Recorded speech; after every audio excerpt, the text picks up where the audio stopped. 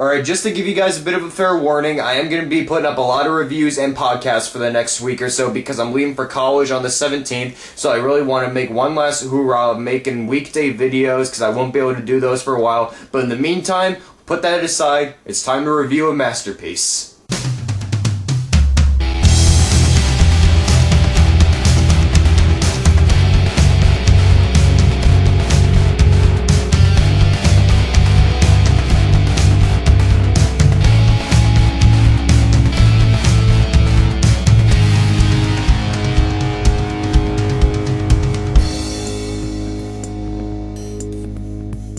Drive stars Ryan Gosling as an unnamed protagonist who we can basically assume his character's name as Driver, a stunt driver for movies by day, but he's a getaway driver for criminals at night. He has a very precise structure of how he handles his jobs in which he gives his criminals only a certain amount of time to complete the job. That way it gives him the enough time to think over his plan and the way he's gonna escape the police for the getaway. His boss, Shannon, played by Bryan Cranston from my all-time favorite TV show, Breaking Bad, hell yeah, Heisenberg, sets him up with this new shady client, Bernie Rose, played by Albert Brooks. While in the meantime, Driver strikes up a relationship with his single-mother neighbor, played by Carey Mulligan, but the relationship hits a halt when her husband from jail returns home, played by Oscar Isaac. But he is soon in a predicament of his own in which he has to pull off one final job to ensure his family's safety and his debt that he needs to make off.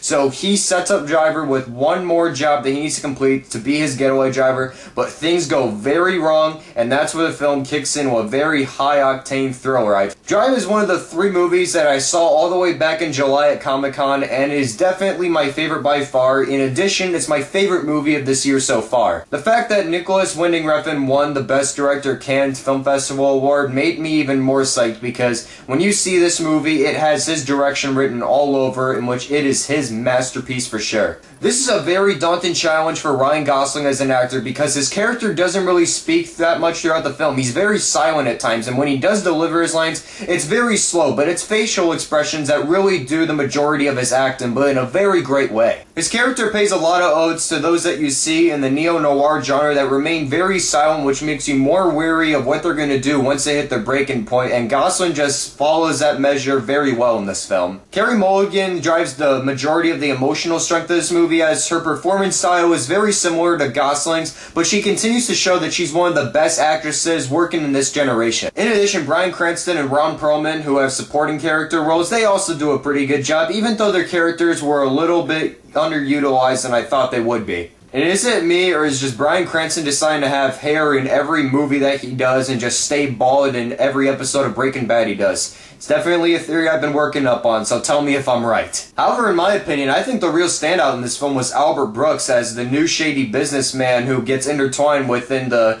last job that Driver does. Usually he's known for playing neurotic characters in most of the movies that he does, but here he gets to play a very shady and very slimy businessman when things go wrong. And it was definitely great to see him make that change in his acting range because he has some of the best scenes in this movie, just being very evil and intimidating towards anyone who gets in his way. Director Nicolas Winding Refn has definitely become the new Tarantino of this generation, but definitely without the humor, because there aren't a lot of pick-me-up moments in this movie at all, trust me.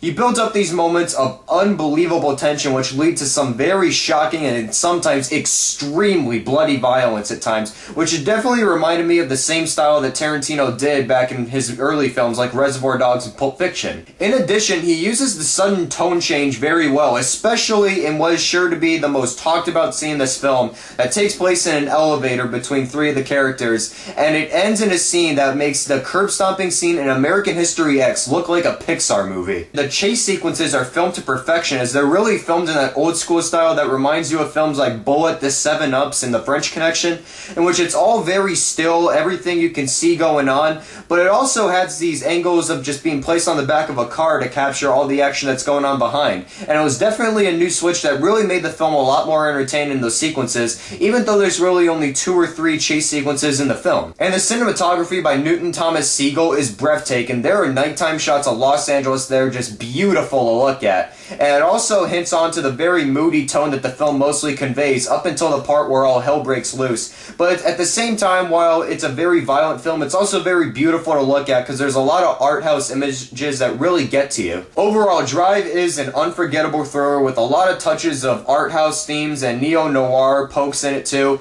Definitely the best movie I've seen this year. At the same time, while it doesn't have a lot of dialogue, it really adds on to the beneficiary of making this movie very tense, and you get really on the edge of your seat when it comes to the action scenes that do happen. Very shocking at times too. I just had a great time with this film when I saw it, and definitely the best this year. Ryan Gosling is turning into a man crush for me. I hope I don't sound gay for saying that though, but I'm giving Drive 5 stars. It's the absolute best movie of the year so far. It's definitely not one for everybody because in the trailers they're marketing it as an all-out action movie, but if you're a film geek and anyone who appreciates his art house films and neo-noir genres as well, this is going to be a film that you're going to call a masterpiece for decades to come. So I hope you enjoyed my review of Drive. Stick around for the lots of videos that I will be bringing you for the next week, including some LTA Movie Club reviews, which I'll be reviewing older movies for 2 days next week.